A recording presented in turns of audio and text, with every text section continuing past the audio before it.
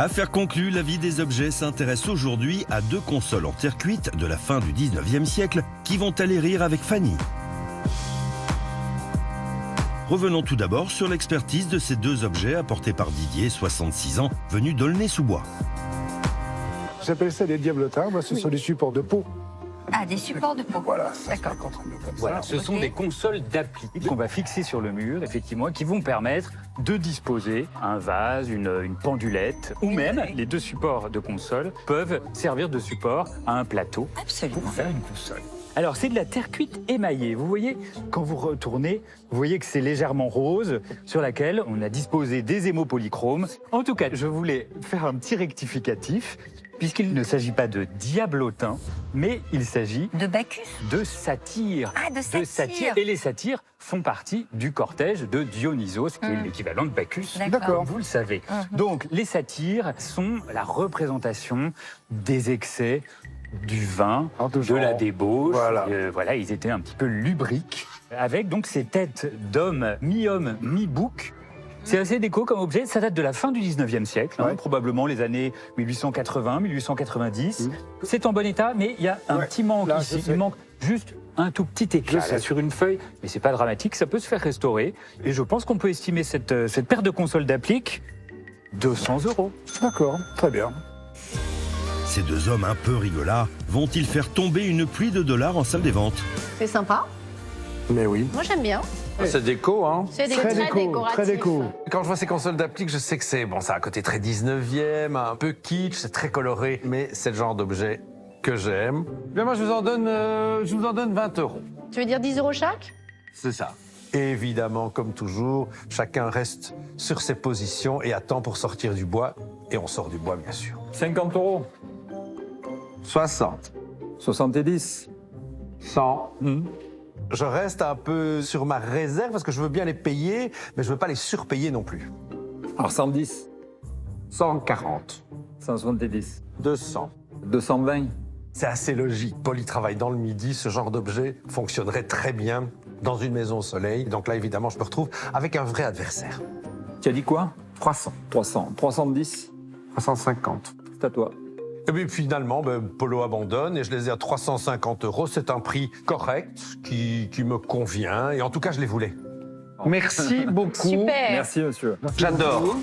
Alors, ce genre d'objet a besoin vraiment d'être impeccable. C'est une faïence, il y avait quelques petits pets, et donc pour qu'elle soit impeccable, je vais la confier à une restauratrice à Paris qui va me les remettre en parfait état, comme si elles étaient sorties du four il y a 10 minutes, quoi. C'est à Neuilly-sur-Seine, dans l'atelier de Fanny, que nos 2 satyres n'ont eu d'autre choix que de s'enfuir, le temps de retrouver figure humaine.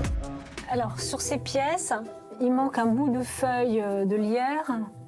Et là, il y a des petits éclats ici et de l'autre côté. Donc, je vais les boucher aussi, avec la même pâte que je vais fabriquer moi-même.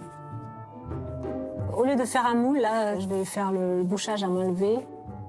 Je vais mélanger 2 composants de colle. Je mets du blanc pour la blanchir. Et cette pâte, en séchant, va recréer la même texture que la faïence. Je rajoute du talc, ce qui me permet d'avoir une pâte comme une pâte à modeler qui va plus du tout coller aux doigts.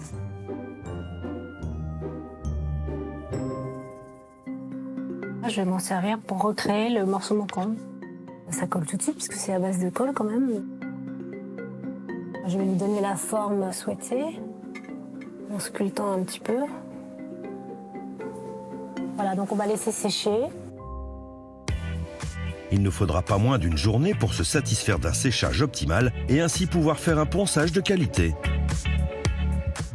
Maintenant, le bouchage étant sec, je vais pouvoir poncer pour arriver à enlever le surplus du bouchage pour qu'on puisse avoir une surface bien plane et sans démarcation. Alors ça y est, maintenant le bouchage est terminé, donc on va pouvoir passer à la peinture. Je vais prendre les couleurs pour chercher le vert de la pièce. On part sur plusieurs couches successives avant de trouver la bonne couleur.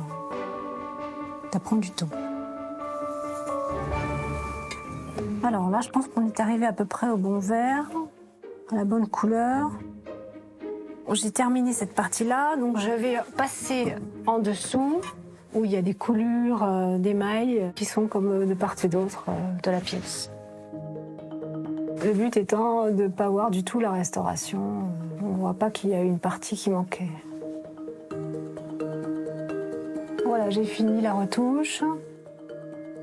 Donc, je vais pouvoir passer de l'autre côté pour refaire un petit vernis. Voilà, j'ai terminé la retouche. La restauration des appliques est terminée, donc maintenant on va attendre que ça sèche. Et la feuille a enfin retrouvé son aspect d'origine, il n'y a plus de manque.